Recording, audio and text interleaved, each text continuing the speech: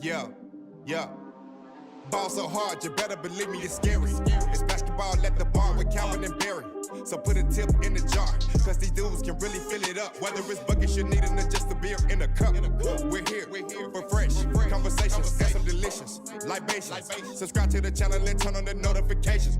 My boys got you covered like you being guarded by payers. From the glove to the claw and everyone else in between. Calvin and Barry got everything that you need. So sit back, relax, because we're starting the show. It's basketball at the bar. Grab your drinks and let's go. Yeah. Grab a drink and let's go. Subscribe to the channel and turn on the notification. Calvin and Barry. Subscribe to the channel and turn on the notification. Let's get it.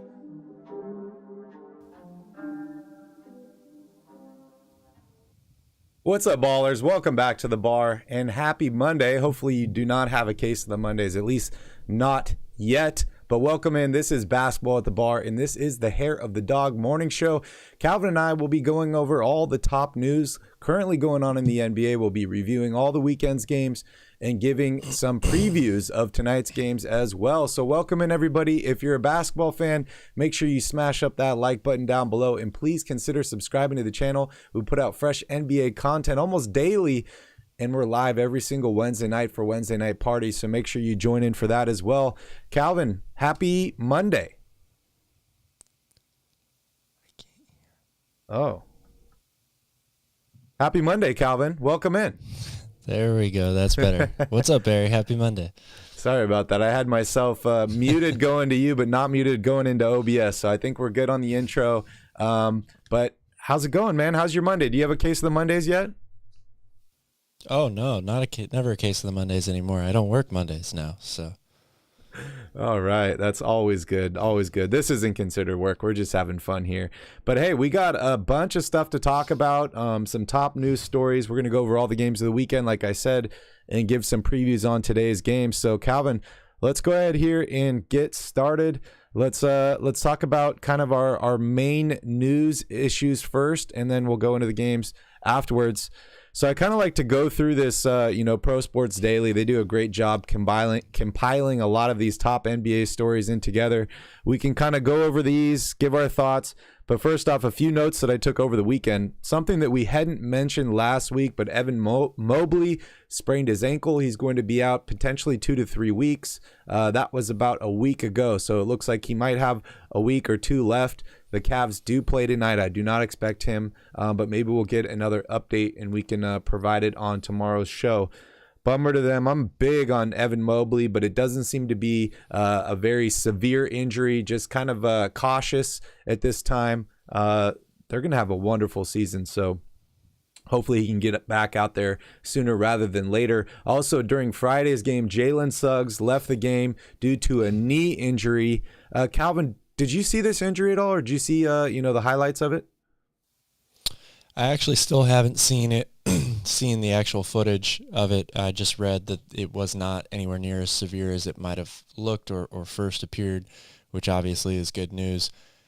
It's still a little bit of a sore subject when it comes to this guy, though. He's missed a lot of time now already in just, this is about to be his second year. So anytime a young guy gets hurt a lot early on, even if it's not a serious injury, it's a bit of a red flag issue that comes up. Yeah, and the Magic are still dealing with knee injuries to their star player in Jonathan Isaac too. So I'm sure injuries are a sore subject over there in Orlando currently. Also, we need to give a shout out to Malika Andrews. She has been, it's been announced that she will be heading Wednesday night NBA Countdown this season. Congratulations to her. She does an amazing job covering the NBA, and I'm excited to see her this season. All right. Bradley Beal is currently in COVID protocols. Not sure if he finally got vaccinated or not. I'm guessing not at this point. One of the infamous, players during, the past 2 years that refused to get vaccinated. He currently has COVID, or he is in COVID protocols.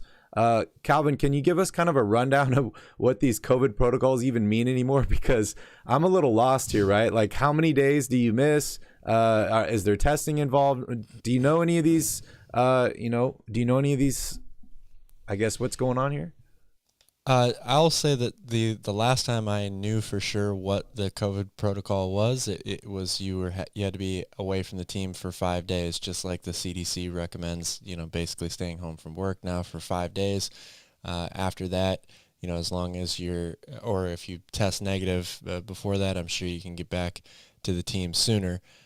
This is obviously has been for the last 2+ years now an evolving situation that changes all the time. So I'm sure that the NBA is trying to adapt and evolve with that. I don't know if the protocols are any different or what the new rules would be for going into this season. Do you know if it's different between vaccinated and unvaccinated individuals, or is it kind of the same policy now? That's a good question. I assume that it is the same, but again, that's an assumption. I don't know for sure.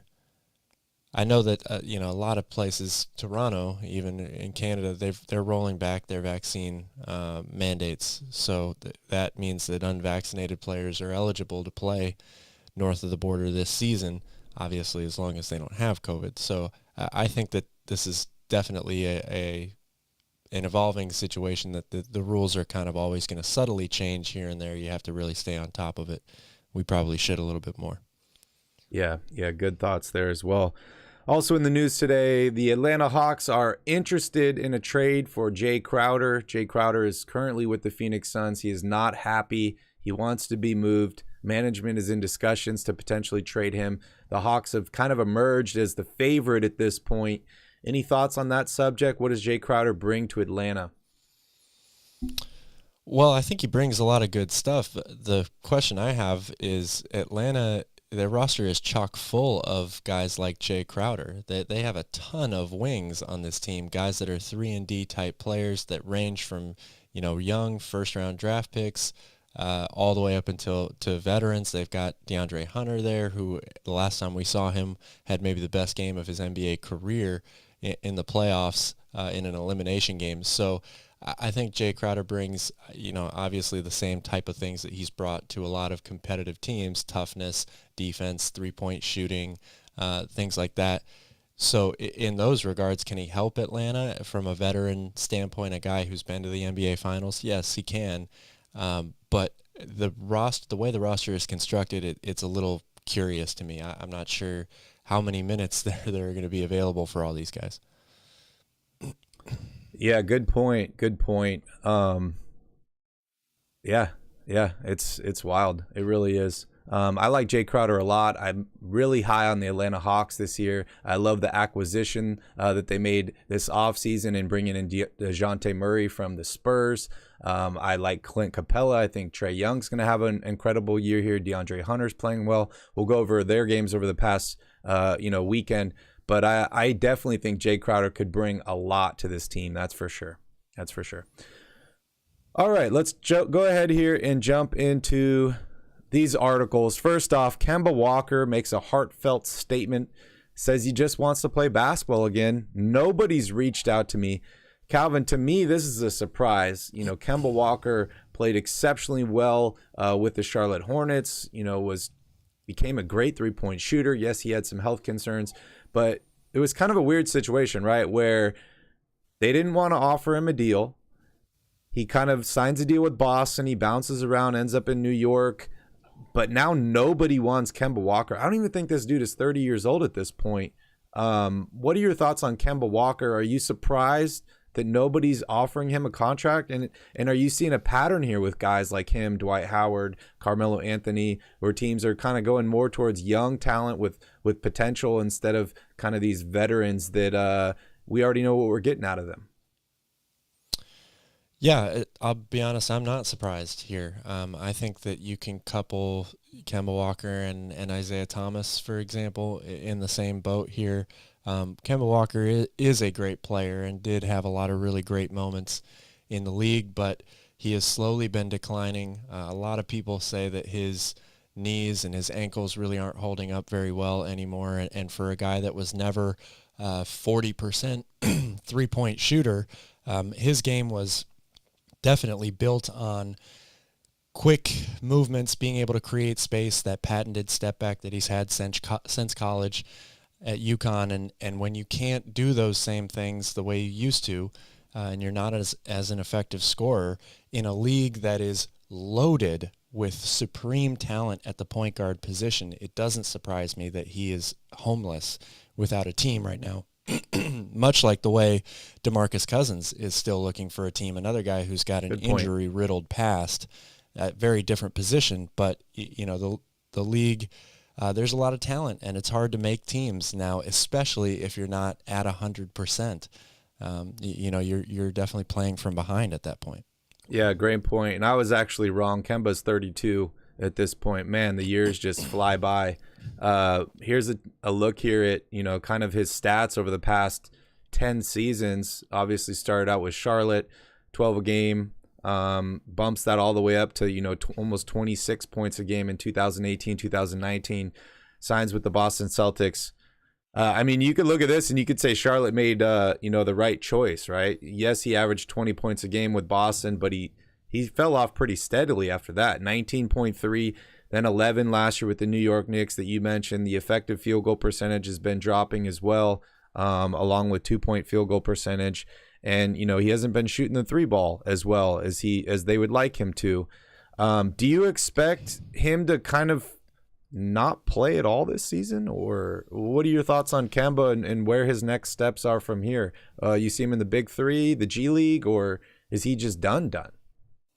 I think it's probably a little early to say he's already relegated to the Big Three. And a guy his age who has the NBA career that he has, those guys usually don't end up in the G League either.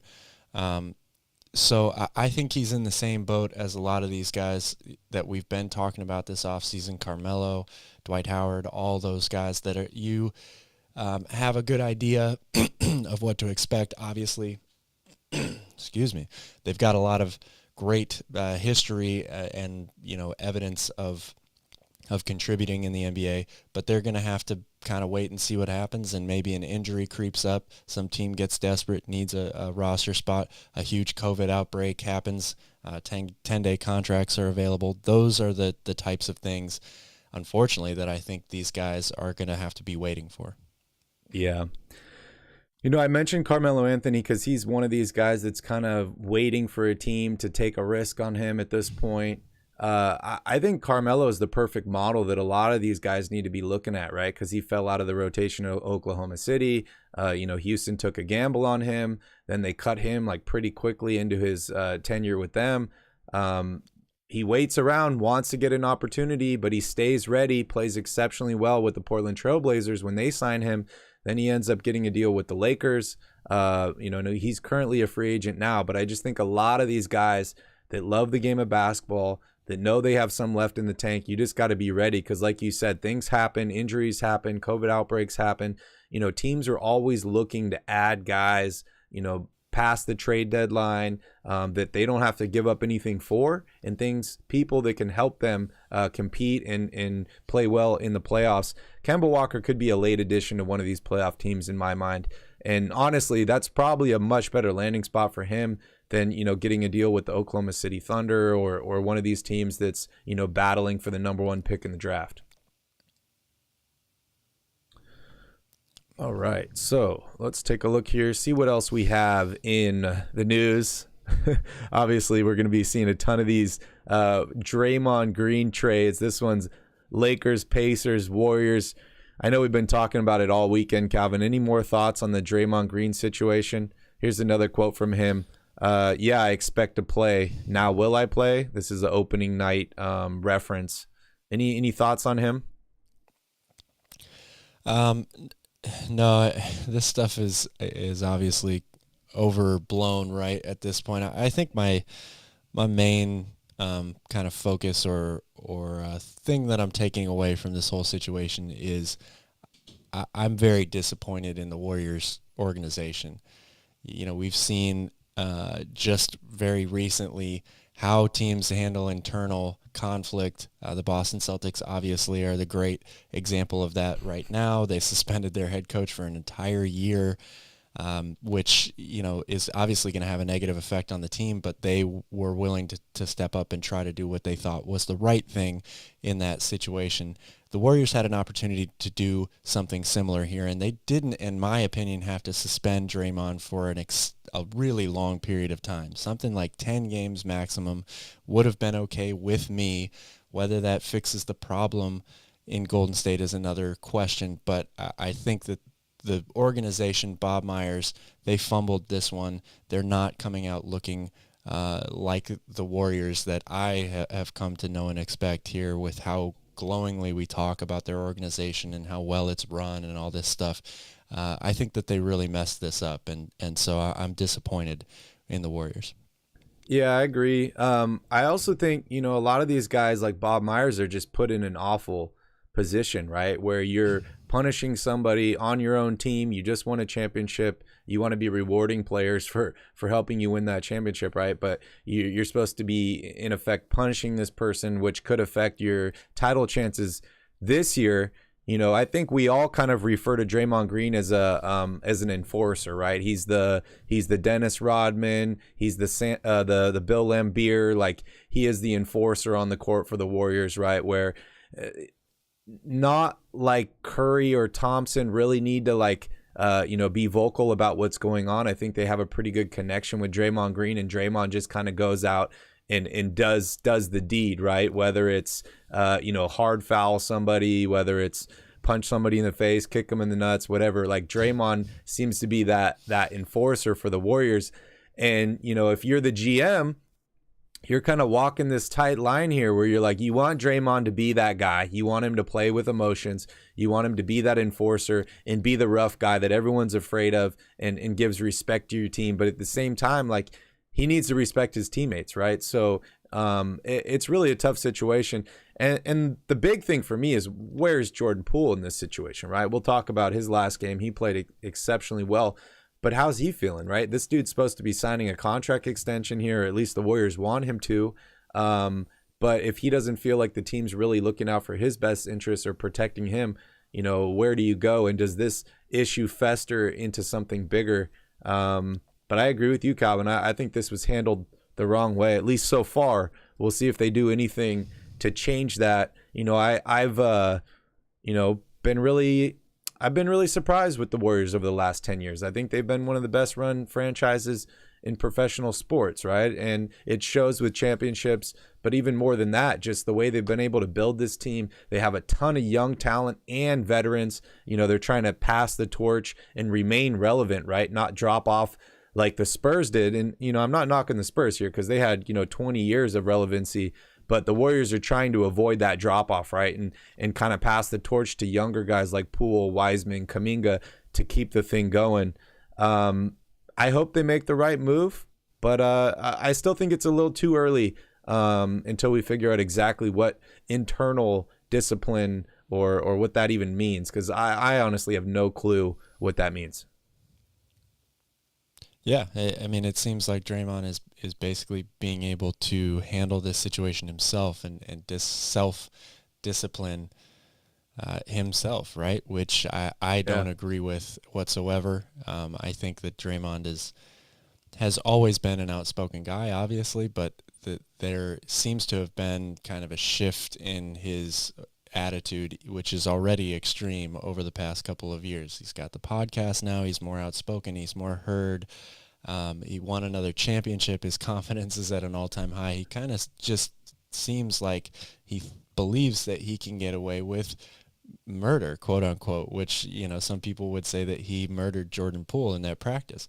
And it's not okay. If you're a team, no matter what sport you play, no one guy is ever, even Michael Jordan had to have his team in order to win, right? So this is a very slippery slope, I think, that the Warriors are letting get away from themselves. Yeah, I agree. All right, next up, we talked about Atlanta, becoming a suitor for Jay Crowder. I think we both like that a lot. Western notes. Will the NBA's offseason riskiest decision pay off or backfire? This sounds interesting. Let's take a look in here. Oh, man. First up, Hawks give up 3 first-round picks for DeJounte Murray. I kind of gave my thoughts briefly on this, Calvin. You want to touch on this and I'll kind of wrap it up?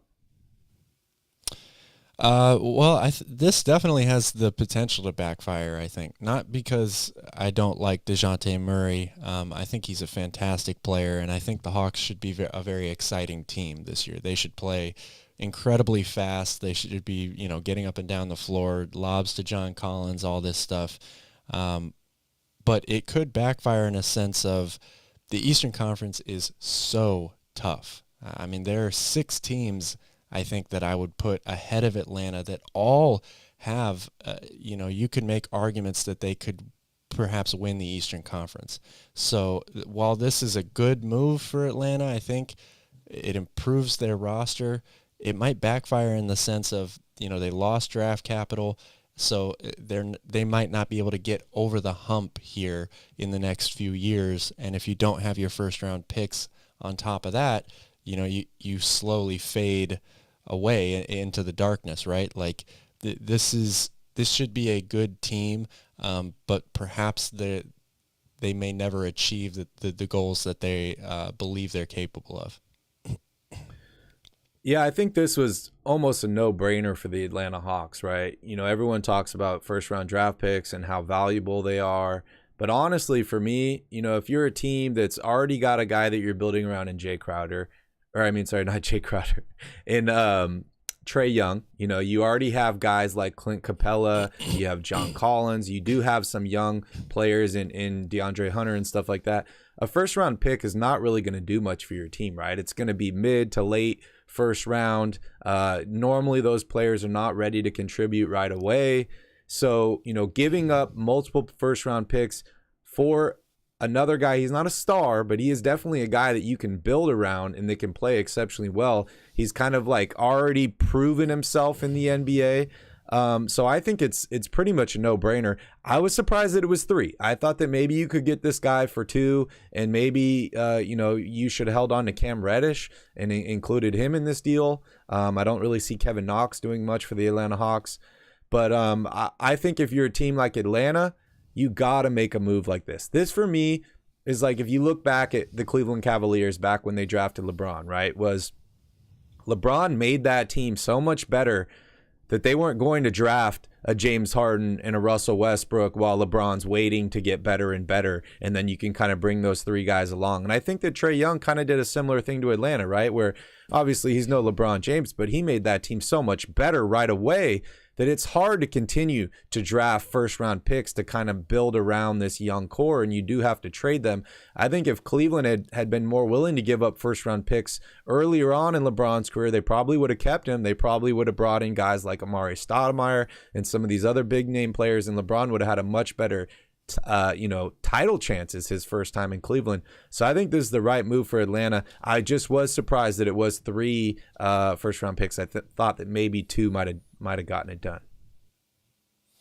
Yeah, 3 is definitely a lot, and that they're certainly all in, right? The one or a couple things I will say, just compared to last year's team specifically and how they should be better.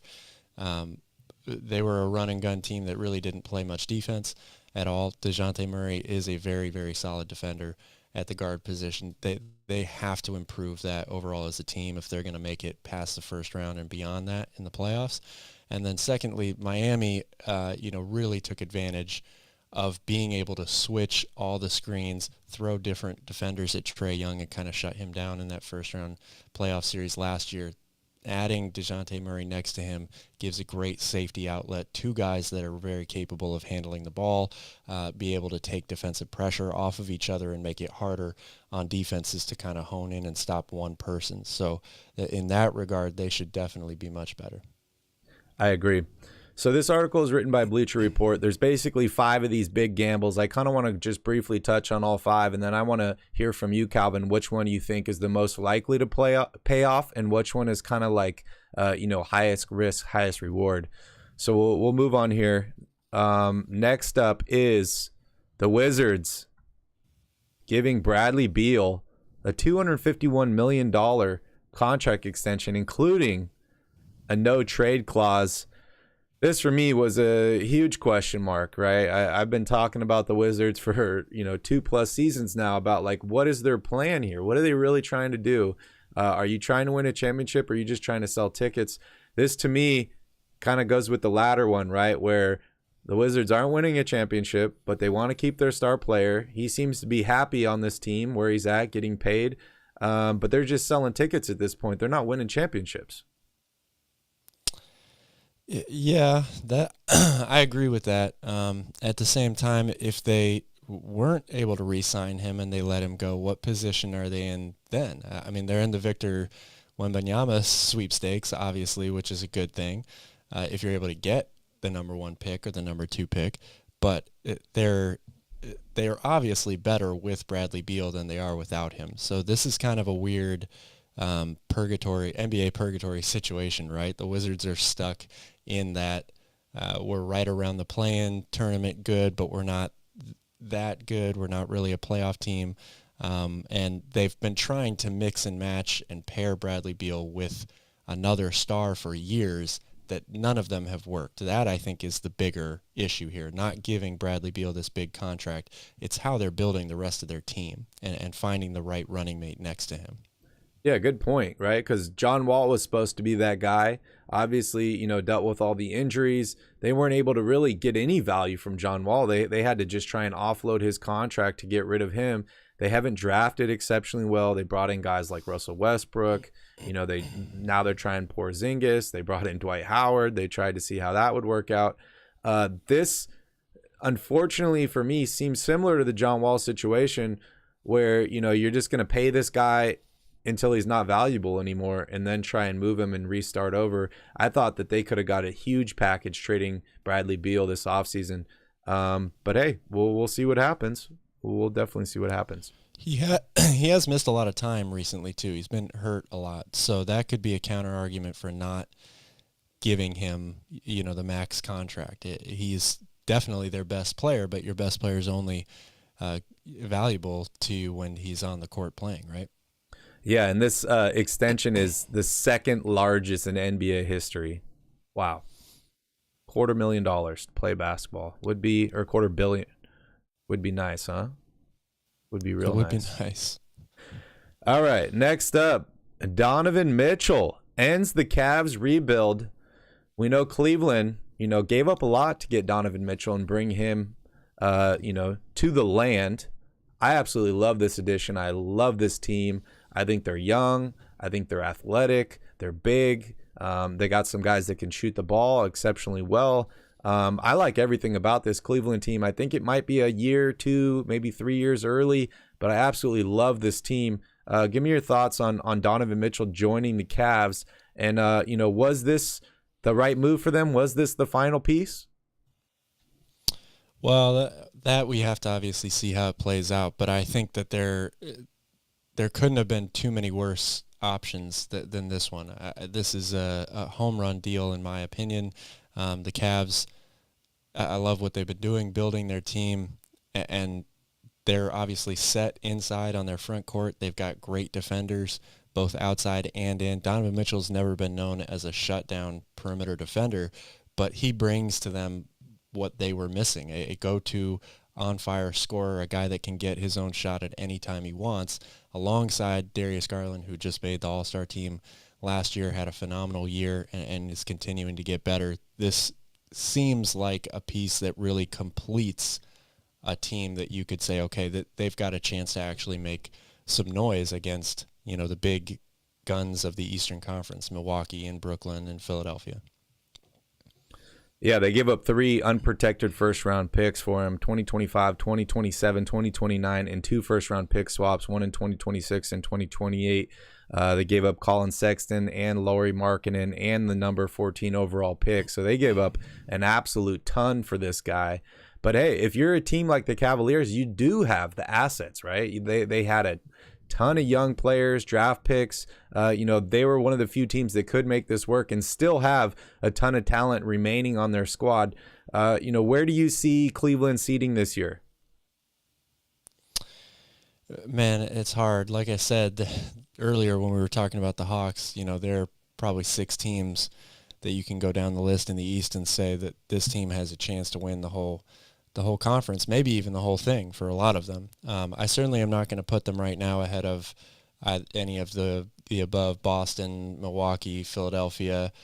Brooklyn, to me, is still a question mark, but I think if they are healthy and stick together and are able to make this work, they're more talented overall than this Cleveland team is. They shouldn't be a play-in team to me, which means I think anywhere from 4 to 6 is probably where they finish. Yeah, I could see that. 4 might be a little high, but we'll see. The Lakers keep Russell Westbrook. Who knows what trades were actually available, right? We were not involved in the conversations. We've heard all the rumors. You and I were both on the trade Westbrook train. There's this new head coach who seems to be really excited about having Russell Westbrook. Calvin, I think most of us know your thoughts, but you could kind of make it brief here. Did the Lakers make the right move? Well, the Lakers didn't have a move to make here, I think is really what happened, right? I think they really wanted to trade Russell Westbrook. They've wanted to trade him for months, but finding a partner to complete the trade and also doing it on their terms, they've been hesitant to give up the first round picks that could have gotten a lot of these other deals done in the past. They didn't do it. So now they're essentially stuck with him. And from Darvin Ham's perspective, obviously he's going to say that he wants Westbrook to be a part of this team, right? Because he's got to coach them. He has to find a way to make this work. I'm sure he sees a lot of himself in Russell Westbrook. They both are point guards. They were inner city kids, grew up in difficult homes, difficult situations. So I think Darvin Ham is believing that he can make the best out of this situation. But I think the Lakers are going to be in trouble because of the way that this roster is built, and the rotation doesn't seem to fit to me. Could you see Russell Westbrook being in Kemba Walker's shoes next year? Yeah, I actually could. I mean, especially if he's not willing to accept, a lesser deal, which for him right now, he's used to getting the maxed contracts and, getting the big bucks, right? So if he's not willing to accept a lesser deal and a lesser role on a really good team, that means perhaps even coming off the bench for somebody, in order to stay with a contending team, then yeah, he could definitely end up in Kemba Walker's shoes, which is crazy to think, but I think it's very realistic. I didn't even think about it till now, but Darvin Ham kind of looks like a young Lawrence Fishburne in this photo. The Matrix, yeah, dude. He kind of does. All right, let's keep moving on here. Number 5, Timberwolves go all in on Rudy Gobert. Hey, we got to see Towns play last night. We'll talk about that here in a little bit. But Calvin, was this a good move for the Timberwolves? Because they gave up a ton as well, right? All these moves, or these 3 acquisitions, they gave up a ton. They were kind of the big 3 moves that happened this offseason as far as trades go. Give me your thoughts on Gobert and the Timberwolves. Well, I do think it was a good move. I mean, we'll see exactly how much it pays off, right? Obviously, the goal is to win a championship. I don't think many people are picking them to win this year, but they could surprise a lot of people. It's a very interesting thing, right? Because just looking at it from the outside, you add a 3-time Defensive Player of the Year to a team that is supposed to be on the rise and has a lot of really good young players. You would think that that's a great move, right? But they're all in on this huge lineup now, and the NBA is slowly shifting away from the massive 7-footer lineups. So it's going to be interesting to see how they match up with teams that go small against them, like the Warriors. If they were to get into a playoff series against one of those teams, I think it becomes even more interesting. But in terms of the regular season, they should be a very good team, a playoff team for sure. I think it's going to free up Karl Anthony Towns to be able to play on the outside pretty much 100% of the time, which is where he thrives and where he wants to be. And obviously, you know how much I like Anthony Edwards. I think he's the key to this team's ultimate success is how good can he really become. Yeah, I mean, this team could potentially have 4 All-Stars, right? I know it's tough for Gobert and Cat to both make the All-Star team, considering they're probably both the same position. But, you got D'Angelo Russell, a one-time All-Star. Anthony Edwards could be an All-Star. Gobert's an All-Star. Towns. There could be 4 All-Stars on this team. Can you name another team in the NBA that's got the potential to have like 4 All-Stars on their roster? I mean, outside of maybe Golden State. Well, the Brooklyn Nets possibly. I don't know who the 4th All-Star would be. Somebody would have to really surprise you. But they could certainly have 3. They're probably the only team that I can think of off the top of my head that's in that position. Yeah, ton of talent on this Timberwolves team, that's for sure. So as far as all 5 of these offseason moves, right, we got the addition to Atlanta of DeJounte Murray.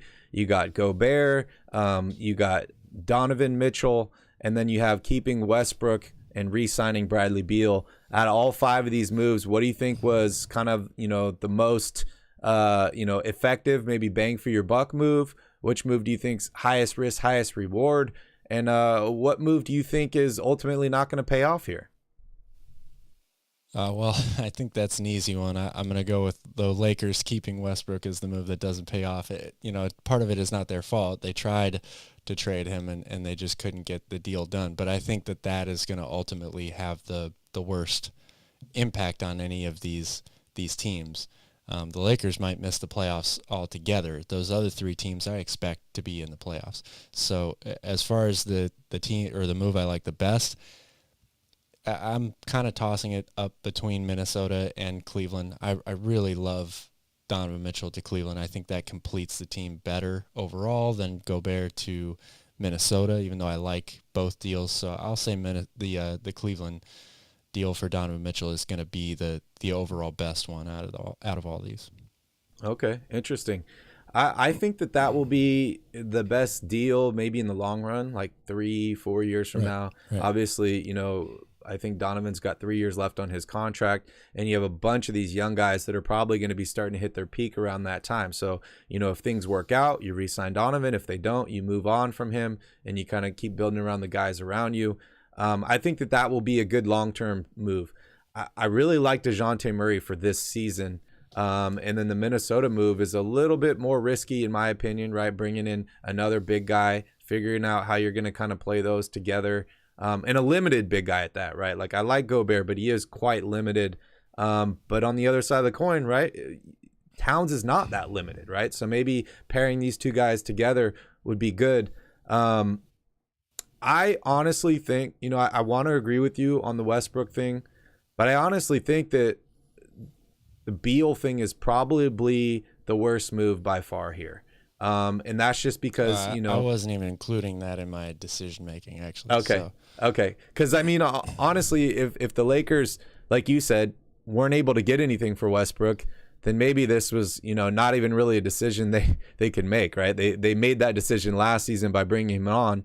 And, there is a chance that this Lakers team could put it together, and they could have 3 All-Stars in Davis, Westbrook, and LeBron, and potentially make the playoffs. I don't think they're winning a championship, but I think that could end up being a better move than this Bradley Beal thing. I just, looking at the history of the Wizards and looking at what happened with John Wall, I would just absolutely hate for a big injury to happen to Bradley Beal, and then his trade value is basically off the table. They got to figure out what to do with that big contract.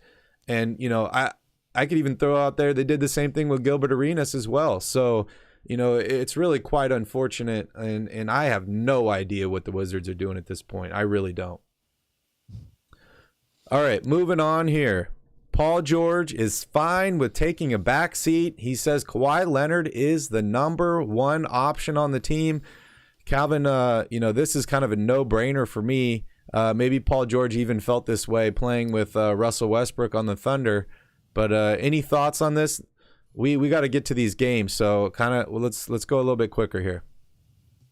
Yeah, I agree with you. I think it's a case of a team that knows how good they can be, and they know that they have to kind of fill, for as deep as they are, everyone's going to have to fill a certain role, right? And this is showing the understanding of that, and the overall theme is to win. So I think that the Clippers have a very good chance of doing that. Yeah, and maybe last season was a little bit of an eye-opener for Paul George, right? He's like, I'm the number one option, and we don't even make the playoffs. We're a much better team with Kawhi Leonard out there. I'll let him be number one. And maybe it takes a little bit of pressure off him as well. All right, James Harden says Joel Embiid is still improving. He's second to none. Wow. Does that mean Embiid's the number one option here with this Sixers team? James Harden's taking a back seat like Paul George. And these players should continue to improve, right? Yeah, absolutely. That's how I would look at it if I was James Harden, coming off the year that I had, or he had, and coming off the year that Embiid had. Embiid was pretty much almost a unanimous fan pick for MVP last season. So, yeah, I think this is, again, a good move. Can Joel Embiid get better? Like, what can this dude do to get better? I think it's, at this point, consistency, right? He's reached, new heights with his game and the numbers that he's put out. Last year was the first year that we really saw him grit and grind and play an entire season. Fought through injuries, didn't have to take a bunch of time off, and put up those types of numbers night in and night out. Now it's about doing that consistently every year. If you're the best, that's what you do. Yeah, and I think taking better care of his body, maybe that's not improving your game on the court, but staying on the court, right, is one of the most important things. I know LeBron's famous for spending like $1 million a year on his body. I think that all these guys are different, right? Everybody's body's different. They react differently to things. So it's kind of like figuring out yourself, figuring out how to keep your body and your mind and everything prepared. I think that's one thing that Joel Embiid is still trying to figure out here, right, is like, what is the best routine for his body to keep himself in a position to play every single night? All right, and the last one of the day, this is going to be a debate for the next, 5, 10, 15 years, depending on what happens with Victor. But NBA fans are debating who would have been drafted number one overall if LeBron and Victor were in the same draft. Calvin, I know you got a ton to say about this. Let them have it. Well, I mean, I'll keep it short. I think that if these two were in the same draft class, obviously both of them would get a lot of consideration for the number one pick. I think people live in today's world and forget, what it was really like when you talk about things that are 15, 20 years in the past. LeBron was the most hyped prospect that has ever lived, even more hyped than Victor. He was on the cover of Sports Illustrated as an 8th grader with the one quote saying the chosen one. It doesn't get any bigger than that. So while I do believe that if Victor was in the same class, it would be a big debate and a lot of people would side with Victor. But I also think that everyone is forgetting just how great of a high school player and prospect LeBron was. And I don't think it's as wide of a margin as people are making it out to be. Yeah, good point. LeBron was, they were talking about him for years and years. And we've heard Victor's name kind of, briefly a few times over the past couple of years, but the noise is getting much louder versus LeBron had that noise for three plus years before he was drafted. But hey, Victor's looking great, man. He ended up being better than the hype. So Victor has a lot to live up to, right? If he is now the most sought-after prospect ever in NBA history, there's a lot of weight or pressure that's going to be on his shoulders the day he gets drafted. Yeah, and honestly, man, I wish people would just stop comparing these, great players to each other. Let the dude shine. Let him have his own time. LeBron's had his moment for 20 years almost in the NBA. Let Victor be Victor. And congratulate him. And the dude has definitely put a lot of work into his game, and he's getting better and better. So very, very excited to see that. All right, let's go ahead here and jump into the games over the weekend. Oh, sorry, I got Darvin Ham up there. All right, so Friday, dude, we had a bunch of games on Friday. We had 7 games overall. First off, the Boston Celtics take on and take over the Charlotte Hornets 112-103. Jaylen Brown leads all scorers with 19 points on the Celtics. LaMelo Ball, 23 for Charlotte. Calvin, this is the first game I've seen Charlotte allow, under 120 points. What are your thoughts on this? Yeah. And kind of what are your thoughts overall on these games? We're entering in basically the last week here of the preseason. So what are teams really looking forward to here? Are they looking for W's? Or are you just kind of looking at these scores and like, okay, players are getting back into the mix of things? Yeah, I mean, I think that's probably more so what it is as opposed to wins and losses at this point. You took the words right out of my mouth. 112 might be a season low for what Charlotte allows during the regular season. I think that at this point in the preseason, you're either looking at your team saying, okay, I've got a handful of guys who are obviously very meaningful to my team. A lot of these guys have people that didn't play last year, so it's about getting them back into game shape, the Jamal Murrays and Kawhi Leonards of the world, who are going to be the major contributors. And then it's also about trying to figure out where the rest of your team's at, what your rotations are, your rookies, your young guys, who is making a step forward, who's kind of taking on a bigger role. For example, Houston, Tari Eason has had an amazing preseason. He was their second first-round pick this year. I forget what number, 15, 16, something like that. But he's looked phenomenal. So, and that's adding him to a guy in Jabari Smith, who was the third overall pick, and everybody expected to be the prize of that draft class for Houston. Tari Eason has been arguably their best player on the entire team this preseason. So you've got everybody's in different boats, right? Different situations, trying to figure out where their team's at and where the rotation's going to be. Any expectations for Boston and Charlotte this year for you? Well, for Boston, it's win or go home, right? I mean, they were in the finals last year. They returned most of the same team. They're incredibly deep. They were one of the best defenses in the NBA last year. So it's all about winning a title for them. For Charlotte, they're in a tough situation because they made the play-in tournament last year. The goal is to get a little better, be a playoff team. Obviously, LaMelo is a great player to build your team around. However, the team is deteriorating a little bit from last year. They're not going to have Miles Bridges, who had a career year. Yep. Gordon Hayward's getting older. They've always had a question mark at center. So I don't see this team being as good as they were last year, and they weren't a great team last year either. Yeah. All right, the second game on Friday, we had the Pacers take on the New York Knicks. The Knicks win 131-114. Obi Toppin has an amazing game, 24 points for him and 20 points for Tyrese Halliburton. I think both of these teams are kind of going in opposite directions. I've been raving about the Knicks, how they were able to bring in Jalen Brunson. We talked about how it's almost absurd that they finally re-signed a first-round draft pick in RJ Barrett, and he's looking good. The Pacers are basically going the other direction, right? They're trying to figure out what they're doing with Miles Turner. Yes, they hit on Chris Duarte last year. They brought in Tyrese Halliburton. Outside of that, this team doesn't have a ton. Give me thoughts on both of these teams and, expectations for the season. Well, as far as the Knicks go, again, they're one of those teams that unfortunately is caught in the middle right now. You either want to be really good or really bad this year. That's the plain truth of the matter, because if you're really good, you got a chance to win. If you're really bad, you got a chance to win the draft lottery sweepstakes for the top two picks. And New York, unfortunately, I don't think is in either of those boats. Unless something major happens, they could either really surprise you and end up, being a top 5 team in the East. I don't see that happening.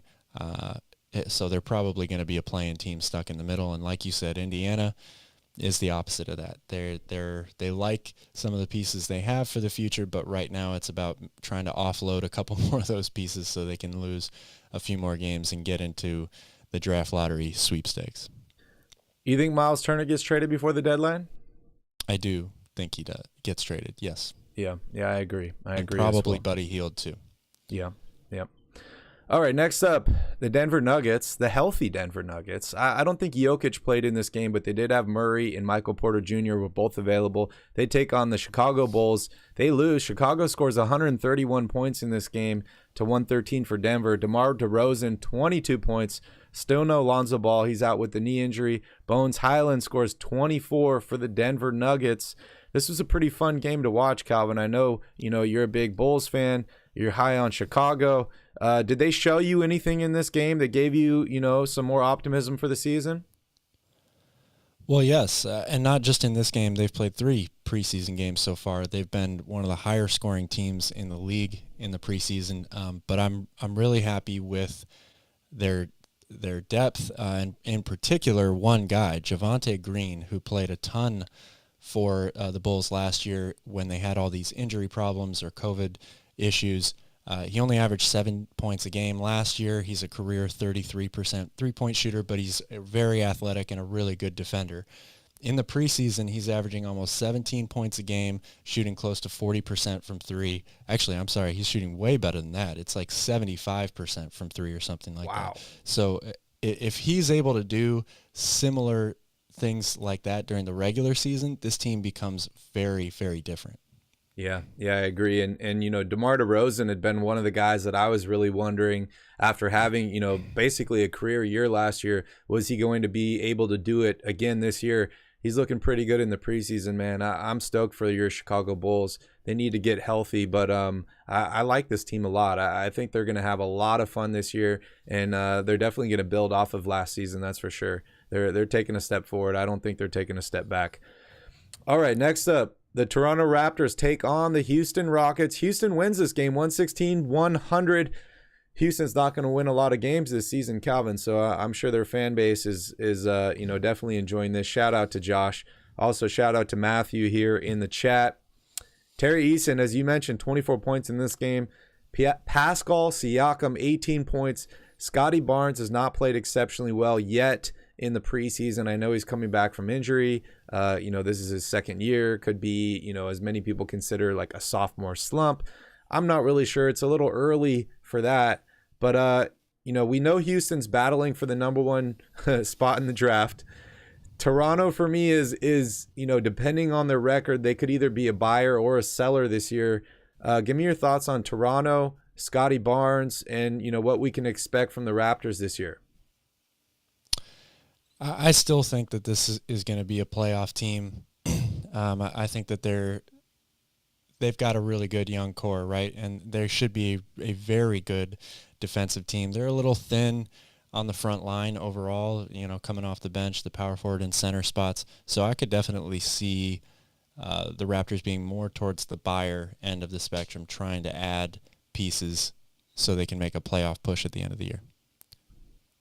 Yeah, yep. I could see that. I could definitely see that. As long as they can stay healthy, not deal with any big injuries. If Scotty Barnes gets injured again, if he's out, misses big chunks of the season, I think things will get much tougher for them. But they do have some young talent and, some veterans as well. So we'll keep an eye on the Toronto Raptors. Next up, we had the Miami Heat take on the Memphis Grizzlies. Miami wins this game 111-108. Duncan Robinson's looking like the guy before he signed that big contract extension. Scored 29 points in this game. Obviously known as a three-point shooter, but the dude is getting buckets. Dylan Brooks, 18 points for him in this game. I believe Ja Morant played, but didn't play exceptionally well. What are your thoughts on these two teams? Because, I look at both of these teams as very similar in terms of like where their positioning could be in their conference, right? Memphis, I think, overachieved last year, played exceptionally well. Unfortunately, dealt with some injuries in the playoffs, just like Miami. What are your thoughts on these two teams? Who do you think's got a better chance to go to the NBA Finals this year? Oh, man. Also, shout out to Progressive question. G. Yes, shout out. Las Vegas Airport. Headed back home or headed somewhere else? I love these two teams. Which team has a better chance to win the championship? That's very tough. I'll lean slightly towards Miami just because I think that they're more ready to win now. As you mentioned, I don't know if Memphis was ahead of schedule. Nobody expected them to be the second seed in the West last year. I do think that they're that good, though, talent-wise. But to have all the other teams in the Western Conference get better from last season to this season, competition's going to be more fierce. The East is very competitive as well, but Miami came out on top of that Eastern Conference last season. So I say that they have a slightly better chance, but I really like both of these teams a lot. Yeah, me too. And, I feel like I just keep saying it over and over and over again, but health, dude. Health is so key in the NBA. Both of these teams dealt with some, injuries later on in the year. So, if they can remain healthy, I am going to give, like you said, the advantage to Miami because I think they're a little bit more experienced. Miami's, been there before. Memphis is a much younger squad. But I'm excited to see what Tyler Hero can do this year, whether he becomes, their full-time starter at the 2, you move Jimmy Butler to the 3. I think this team's got a bunch of potential. All right, moving on. Dude, I had a lot of fun watching this game on Friday night. The New Orleans Pelicans beat the Detroit Pistons. Get used to that, Calvin, because Detroit's going to get beat a lot this year. But my guy, Jose, GTA, Grand Theft Alvarado, 28 points in this game. This has got to be a career high for this guy. Sadiq Bey plays well for the Pistons, 23 points for him. We've seen Marvin Bagley play a little bit. He seems to remain healthy. I think Cade Cunningham was injured in this game. Give me your thoughts, Calvin, on this game. And, what's going on with Detroit? What do you need to see from them? What's a successful season if you're the Pistons? Because I know you're really, really high on New Orleans. I am. I'm high on Detroit as well. I think that they're just a few years away from being a competitive team. But I love the way that they're putting this team together. I think Cade Cunningham is a fantastic player. I view him very similarly to how I view a guy like Luka Doncic, not in maybe comparing them in terms of their talent or ability, but they attack the game the same way, and I think you can build a team around them very similarly. So I love what Detroit is doing. They just need a little bit more. But yes, as far as New Orleans goes, I'm very, very high on this team. They're a dark horse team in the Western Conference for me. I think that they could finish in the top 4 seeds in the West. I really do. Zion looks incredibly good right now, and that's very scary for the rest of the league. Brandon Ingram hasn't really played in the preseason, so I think you put this whole team out there fully healthy, and they're going to be a huge problem for everybody in the league. Yeah, good point. Also, I need to correct myself there. Cade Cunningham did not get injured in this game. He fouled out. Him and Marvin Bagley both had 6 personal fouls, left this game. A little concerning that Marvin Bagley had 6 fouls in 19 minutes and Cade in only 24. But they're competing out there. They're trying. And we'll see what happens. I think that this Pistons team, like you said, does have a lot of young talent, but I don't expect them to win any games in the next year, maybe 2, until they can kind of put it together and figure it out. All right, and lastly, on Friday, we had the Orlando Magic taking on the Dallas Mavericks. Orlando wins this game, 110-105. Paulo, 19 points for him, 23 off the bench for Christian Wood for the Dallas Mavericks. Man, I keep talking about the Mavericks and how I'm stoked on this team. I love the addition of Christian Wood. No idea why the Rockets would actually give him up. But unfortunately, I think a lot of fans are going to feel like the Mavericks underperformed this season. And that's just because they played so well last year, and I think they overachieved making it to the Western Conference Finals. You have any thoughts on what to expect from Dallas this year?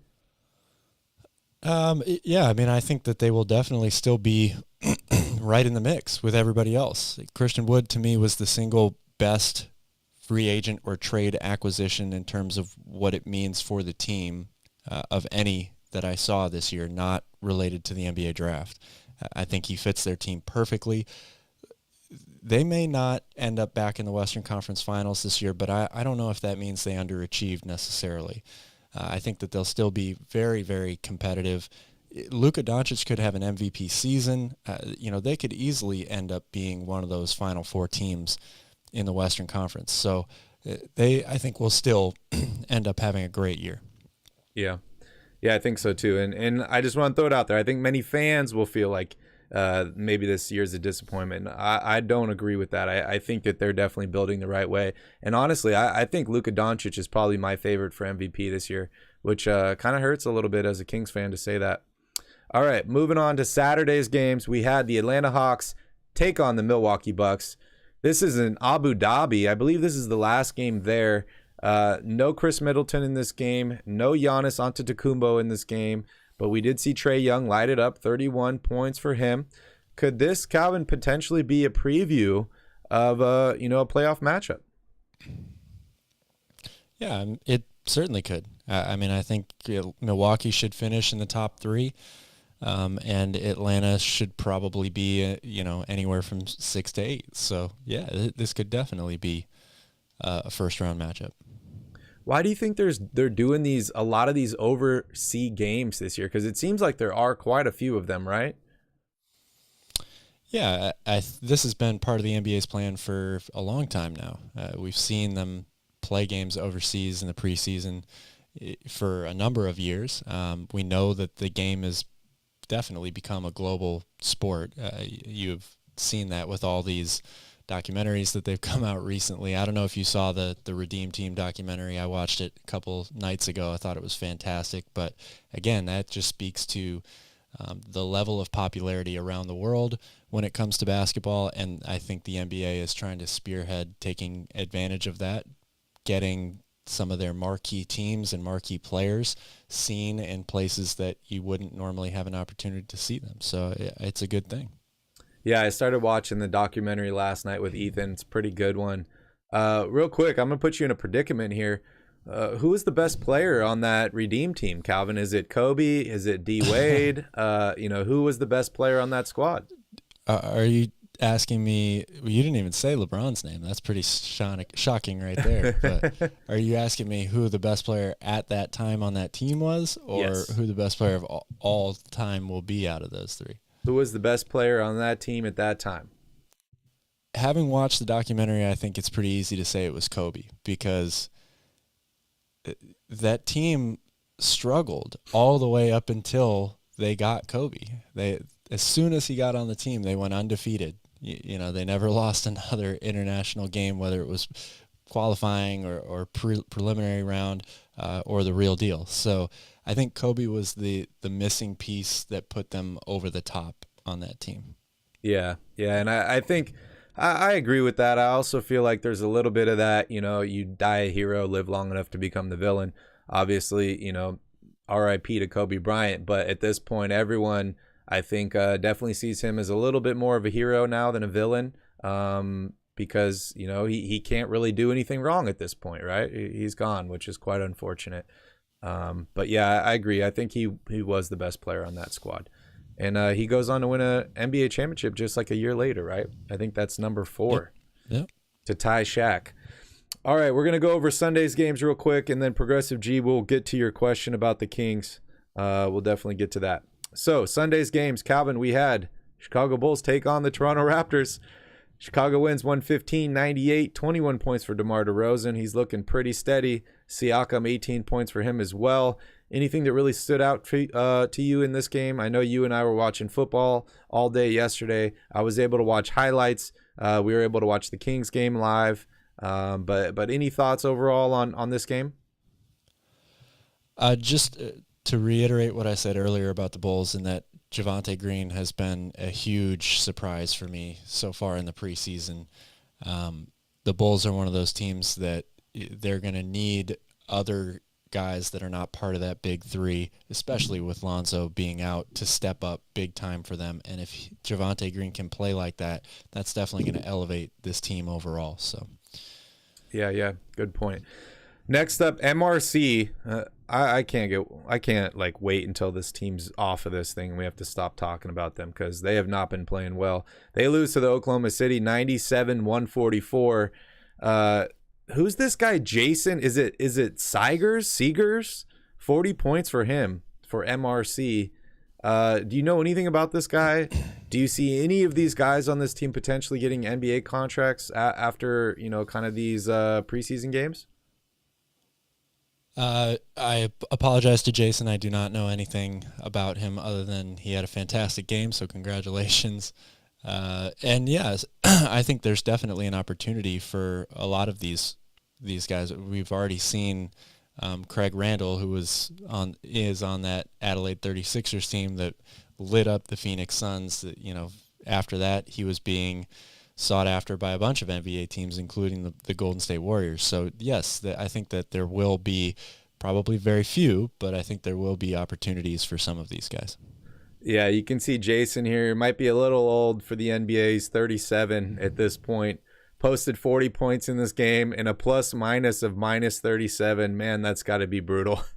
Have one of the best games of your career and just get absolutely annihilated. So it happens when you're playing NBA teams, though, right? All right, next up, we had the New Orleans Pelicans take on the San Antonio Spurs. New Orleans wins this game 111-97. Trey Murphy, 27 points. Dougie McBuckets, 14 points for the Spurs. The Spurs could get Victor Wembanyama this season, Calvin. They picked up some additional draft picks in trading DeJounte Murray. This team is in a full rebuild. I think we both agree New Orleans is in the opposite direction here. I don't really have a lot to say about this game other than the fact that, the season is getting closer. Guys are getting kind of more into a flow. Coaches are figuring out rotations. And they're not like in a game like this, I don't think you're really playing for a win if you're in New Orleans. You're looking more for like pairings, what guys play well off each other, different sets, how to adjust your defensive scheme, stuff like that. Any quick thoughts on that? Well, yeah, just to build off of what you said, New Orleans, I think, is a lot of people's surprise pick team this year. They're so young and so deep. We've looked at their last two preseason games. Both their leading scorers were Jose Alvarado with 28 and Trey Murphy with 27. Two guys that are capable, maybe of doing that during the regular season, but you're not going to expect that from either one of them. It just shows how littered with talent, young talent this team is. They should be really good for a very, very, very long time if they keep everyone together and stay healthy. Yeah, I couldn't agree more, right? And this team has so much talent, right? Zion is coming back. You got Brandon Ingram. You brought in CJ McCollum last year. The difference between a lot of these really, really good teams, right? So, like, if New Orleans is playing against Minnesota in the playoffs, you know what you're going to get out of the stars, but it's the younger guys, right? Like Trey Murphy, guys like Jose Alvarado that can really change a series. When you have the stars basically canceling out each other, having these integral bench players that can really step up at certain moments is going to be huge. And I think New Orleans is, they're doing a great job. They really, really are. All right, next up, the Lakers. Calvin, they get a win here, dude. They beat the Golden State Warriors 124-121. I bet this makes LeBron feel good. Anthony Davis, 28 points in this game for Mr. Glass. 25 for Jordan Poole. I guess Jordan Poole would be the opposite of Mr. Glass at this point after getting punched in the face by Draymond Green, not missing any games or any practices. What are your thoughts about Anthony Davis taking over the number one position for the Lakers? What does that do for them this season? And then, we could talk about Jordan Poole after that. Well, in short, it makes the Lakers a lot better, right? He should be, at this point, their best player overall. LeBron, that's his title to lose, until Father Time finally takes over. But Anthony Davis, when he's out there, in my opinion, he's a top 5 player in the league. He's that talented. He's that good. The Lakers, I think, are going to need a lot of help in order to be a competitive team overall, but that's a great start right there. And I think Anthony Davis has looked really good so far in the preseason in a short amount of time. So that's a very positive thing for the Lakers. Yeah, one thing that you and I have been, ragging on the Lakers for is they have absolutely no bench, right? Well, they got some bench production in this game. Matt Ryan, 20 points for him. He decided he doesn't want to play football anymore. He's going to play basketball. 20 points, 6 to 9 from three-point range for Matt Ryan in this game. And then Kendrick Nunn, the ex-Miami Heat guard, 21 points, 8 of 13, 4 of 7 from three-point range. That's what they need, man. They need some performance off the bench, some production off the bench to win some games. This game has absolutely no bearing on the regular season, but I'm sure Lakers fans feel good to finally get a win after dropping 3 in a row. All right, let's talk a little bit about Jordan Poole. I'm sure it feels good for him. He scored 1 more point than Steph Curry in this game. We're hearing from people that he might be too cocky, that he talks too much, all this kind of stuff. I mean, that's what you want from a young guy, right? You want confidence, especially when he's playing well. Jordan Poole just won an NBA championship. I think he was a pretty integral part of that team. He's had moments where Steph Curry hasn't been able to play, and he's stepped up. Not that he is Steph Curry, but he could be a poor man's version of Steph Curry at this point, the way he shoots the basketball. We also had James Wiseman step up in this game, 13 points and 6 rebounds in 18 minutes. Give me kind of an update, Calvin, on how you're feeling about the young talent on this Warriors team, including Jordan Poole, and whether they will be a bigger impact on this year's team versus last year. Well, I still feel great about the young talent on this team, and I do think they'll have a bigger impact than last year. Everybody in those positions, Jordan Poole, Kuminga, Wiseman. Wiseman's the big X factor, maybe, or question mark, right? Because you just haven't seen him play at all. You don't know what you're going to get out of him. And the center position is maybe the one position on this team that you can argue is the worst overall, or has the most room for improvement, maybe. So if he's able to come in and play well, the rich get richer, and the Warriors are right back in title contention. But I think Jordan Poole, again, is only going to get better. The experience that he got last year, playing the big minutes, having the big moments, and stepping up and playing really, really well, that's only going to benefit him going forward. And now being able to come out and handle this type of adversity that he's got going on with Draymond Green, kind of block it all out and still perform well. That's something you want to see out of one of your top guys. If he's going to be the future, the person that takes over for Steph, this is exactly what you want to see out of them. Yeah, that's a really good point, right? Is all the drama surrounding Draymond Green seems to be affecting Draymond, but it doesn't really seem to be affecting Jordan Poole at this point. The guy doesn't have social media, so we don't see him posting, F Draymond and all this stuff. He seems to be keeping it pretty internal. I don't know if he could actually handle this situation any better than he has been handling it. We know Draymond's away from the team at the moment. We'll see what ends up happening there. Calvin, we'll probably beat this horse to death over and over and over again, but do you foresee anything happening to Draymond Green? Do you see him playing, every single game this season from the Warriors, or do you see the Warriors stepping up and actually making an example, or just making something happen? Unfortunately, I don't see the latter of those two happening. I think the opportunity to discipline him and suspend him was there, and they didn't take it, and they're basically letting him, they're treating this like a rehab situation, which maybe it is a little bit from a mental standpoint.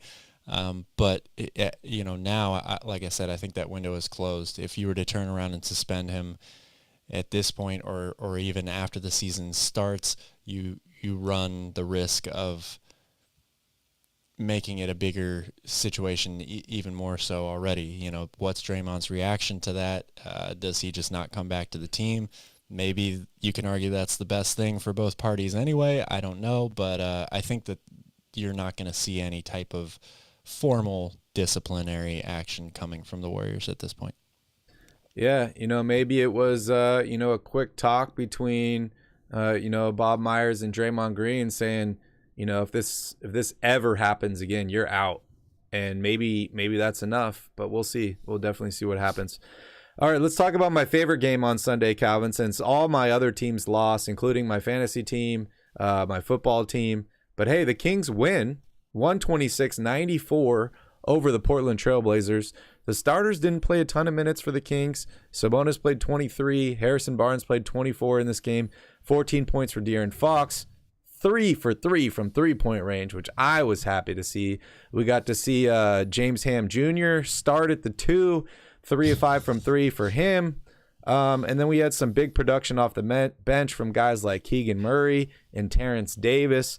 Progressive G wants to know, Calvin, what are your thoughts on the starting lineup for this game, and what do you think the starting lineup for the Sacramento Kings will be at Game 1 that we will be at in Sacramento? Well, before I answer those questions, I want to clarify out there to all those non-Kings fans watching, unlike Barry, who have no idea who James Ham is. Kevin Huerter looks a lot like the senior writer and guy who's covered the Sacramento Kings for, what is it, like 14 years now? His name's James Ham. You can look him up on Twitter, compare pictures of him and Kevin Huerter, and see if they look like long-lost brothers or father and son. Anyway, as far as the starting lineup goes, I do think that this is what the starting lineup is going to be day one for the Kings. It's not the starting lineup that I would go with. And I also have heard, excuse me, I've heard a lot of people clamoring recently for Harrison Barnes to come off the bench and having Keegan Murray start at the 3, and keeping KZ Okpala at the 4. And I have to say, I'm actually giving this a lot of thought now because of the way Keegan Murray has played at the 3 position in general. Harrison Barnes hasn't really looked that great. He's getting, a little bit older. Maybe he's better off coming off the bench. And I do think that could give you maybe your best potential defensive lineup also by keeping KZ in there at the 4. Yeah, interesting thought, right? I like what KZ's brought to the table. For me, honestly, I think, it just is the preseason. It's only been 2 games, but I like what I've seen from this team. I don't know if I really want to make any more adjustments until I see something break, right? So I'm probably going to rock with this lineup for the next 2 preseason games, depending on how well the team plays. If they continue to play as well as they've played, I mean, their average margin of victory right now is over 30 points a game. And yes, it is the preseason. The starters have not played a lot of minutes. The starters on other teams have not played a lot of minutes. But I just like the consistency that they've kind of developed so far. So, until something breaks, I'm probably going to rock with this lineup, honestly. All right, let's take a look here at the Portland Trailblazers. We'll see how well they played in this game. Jeremy Grant, 17 points, 14 for Nurkic, 16 for Anthony Simons. Dame Lillard didn't shoot well in this game, 20% from the field, missed every single three-point attempt, 8 points for him. And then Shaedon Sharpe, who... I don't know if you know this, Calvin, but I believe he's got the highest vertical in the NBA. I think his vertical was an inch higher than Jordan's. Didn't play too well in this game. We saw him have one amazing game for the Blazers. We saw him have an amazing block for the Blazers in their first preseason game. But you want to kind of just give thoughts on, I know we talked about this last night for a long time, but give your thoughts on, what game 1 of Blazers Kings at Golden One Center, what you expect to happen, what do you think the game will look like, and what you think the outcome would be or will be. I'm expecting the Kings to win that game. I think the Kings are right now ahead of where the Blazers are. Both teams brought in a lot of new faces, either going back to last season's trade deadline through this offseason. Damian Lillard's coming off of an injury. I am confident that he'll return to his normal self, but I have more confidence in the Kings as a team right now than I do with the Blazers. I think that they're not quite as set in who's going to play what role and who's going to play what position. It seems to me like the Blazers are filled with more question marks than the Kings, as crazy as it is for me to say that, with recent history. But I like Shaedon Sharpe a lot. I think he's shown a lot of flashes, very small bits of why teams were so excited about him, right? The athleticism, the size, the length, the three-point shooting. He has the potential to be a phenomenal player. It's just a question of whether or not it all pans out. And I feel like you can say that about a lot of guys on Portland's roster, right? I think the Kings are deeper, so I expect them to win at home to start the season. Who's the number 2 option on this Blazers team?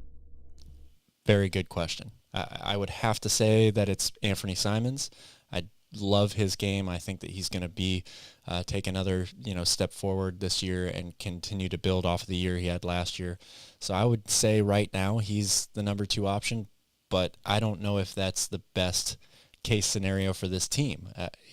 Jeremy Grant being the number 2 option might ultimately, if he plays like that, right? If he, elevates his game to a 20-point per game scorer like we've seen in the past, but not for a team that won a lot of games. That might be the best way for this team to succeed overall. But I would say right now it's Anthony Simons. Yeah, that's a good point. And kind of the reason I asked the question, right, is it's like we're not really sure about this Portland Trailblazers team, right? Lillard, was injured last season. Nurkic was injured last season. We saw Simons step up. You brought in a new guy in Jeremy Grant, Shaden Sharp. You just drafted him. So this team's got a lot of new pieces, and I think they kind of need to figure out where that pecking order is. I think Dame Lillard is obviously the franchise player, the number 1 option, but I think it might take them a little bit of time to figure out who's number 2, who's number 3, and I think their schedule will probably reflect that. I expect the Kings to win game 1. Maybe Portland struggles, getting into a rhythm to start the season. I think they do have some talent. I think they do find a way to, right the ship, but it might take them some time to develop some chemistry with all these new players or just, injured players coming back. That's for sure. It just feels good to say the Kings win, man. 126-94 over the Portland Trail Blazers. Kings have not won a lot of games over the Blazers in the past 10 seasons.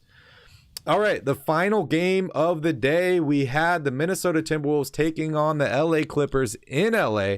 Calvin, this was an exciting game, dude. We got to see Towns play in this game. He's back from the from the throat infection. I almost had a throat infection in that one.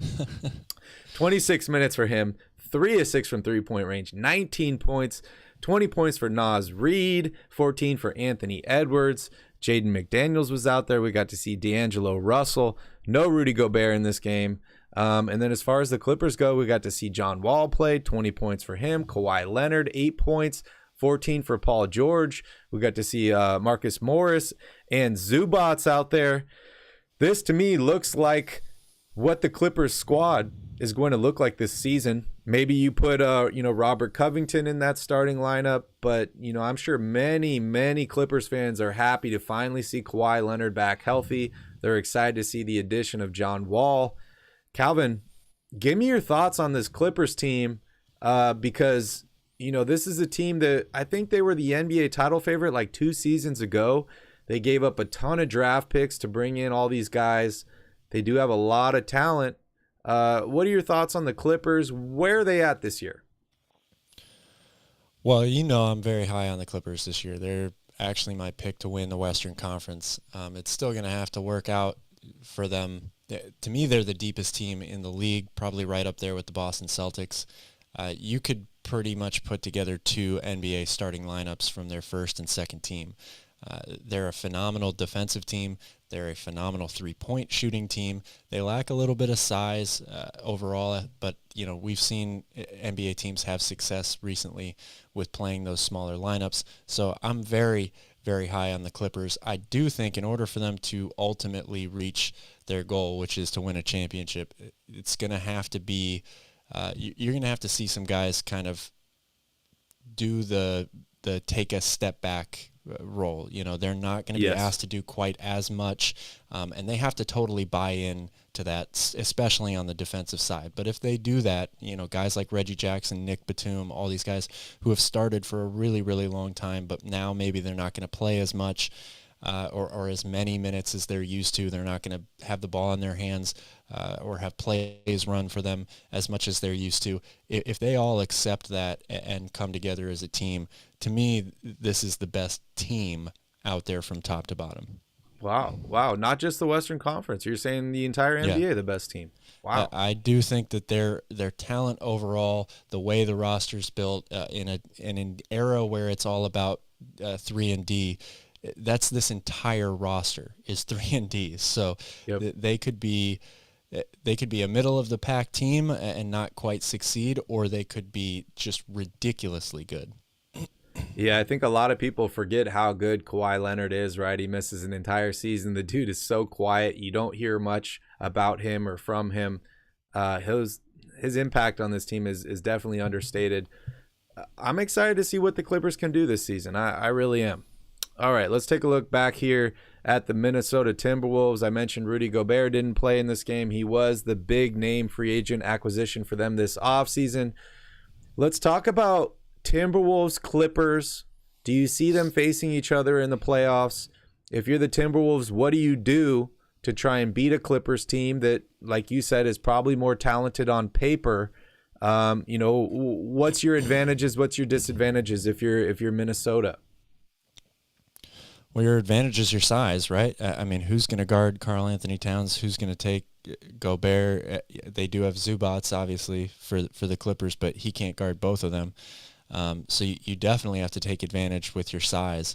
However, that might be your Achilles heel on the other side, right? Because you're going to have to defend the three-point line at an elite level to beat the Clippers. And when you play those big lineups that are going to get moved around and taken outside of the paint, like Gobert and Towns, that might be a little bit more difficult. So, I still think the Clippers are the better team. Could they meet in the playoffs? Yeah, it's certainly possible. I really have no idea where Minnesota is going to finish this year. They could surprise people and finish as high as like 4th. They could also finish 7th or 8th and be in the same spot as last year because, again, all these teams in the West got better. So it's going to be maybe hard for them to leapfrog some of those other teams. Yeah, good point. You mentioned the Clippers and their three-point shooting. Also a great defensive team with guys like Paul George and Kawhi Leonard on that team, right? I see the Clippers as potentially being the Utah Jazz of maybe a few seasons ago, leading the league in three-point percentage, also one of the best defenses. Whether they can make that work in the playoffs, I think they can because they do have leaders in Kawhi Leonard that have done it before. But yeah, they do have to remain healthy. But I'm really high on that team, and I'm just excited to see what Minnesota can actually do this year, right? Whether this pairing, we talked about it earlier on the show, it's a gamble, right? Bringing in this guy, whether it works out for them, we will see. But I think it's going to be a lot of fun for us fans to watch, which is definitely the whole point of this whole thing, right? Is they play for us. They pay for championships, but in reality, they play for us because we are we're the consumer. Okay, let's talk about today's games. Only 4 games today. First off, we have the Wizards taking on the Hornets, the Sixers taking on the Cavs, which is going to be on NBA TV. You have Houston taking on Miami and Phoenix taking on Denver. Calvin, I know which game I'm watching today. What games here are you really looking forward to on today's schedule? Well, really, I'd be happy to watch any of the games except for that Washington-Charlotte game. that to me is the only one that I don't really care too much about. But yeah, Philadelphia and Cleveland, I think, it's the only game on national TV. It's definitely the best game, in my opinion, out of any of these. But I still really haven't seen a lot of Jamal Murray and Michael Porter Jr. play. I would love to get a closer look at the two of them. And Tari Eason, like I've said earlier, has been kind of one of the biggest surprises of the preseason so far. So I'd like to get a closer look at him as well. Yeah, definitely. I'm still kind of down on Phoenix, right, with all the drama going on with them, with Ayton, how they're going to bounce back this year. But as you mentioned, seeing Jokic, Murray, and Porter play together is going to be a lot of fun. So I'm definitely going to catch that last game. But the game I'm really excited for today is going to be the Sixers-Cavs game. In my mind, the Sixers is the team that needs to be, in the scope of the Cleveland Cavaliers, right? If you're Cleveland, if you really want to take that next step forward, Philadelphia is going to be that team that's on your radar the next couple years. They're the team that you need to beat to kind of take that next step forward. So I'm interested to see how the size of the Cleveland Cavaliers can deal with a guy like Joel Embiid, if they can make things more difficult on him. And then obviously the continued chemistry between Darius Garland and, Donovan Mitchell is something I'm definitely keeping my eyes out on. And I love Karis LeVert. Man, this Cleveland team is going to be so much fun to watch. It really, really is. And then on the Philadelphia side, we're going to continue to see, the new Shaq and Kobe, James Harden, Joel Embiid work together and improve their chemistry.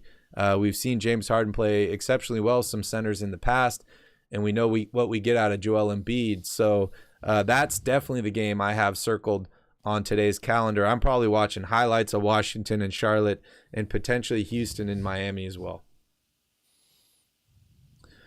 All right, Calvin, I think that wraps it up. We had a long show today, about an hour and a half. We talked about a ton of different things NBA-wise. Any last thoughts before we end the show? Anything that you're looking forward to this week in the NBA? Any things that you're not looking forward to, or just what's on your mind right now? What's on my mind is let's just get this regular season started. Let's finish these last few preseason games. I'm ready for the real deal here. This is a good little warm-up, but yeah, it's time for basketball to take center stage again.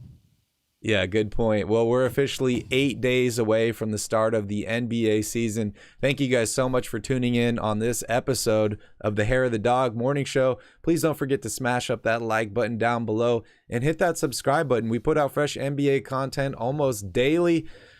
Thank you guys so much for watching. Have a wonderful Monday. And don't forget to tip your bartender.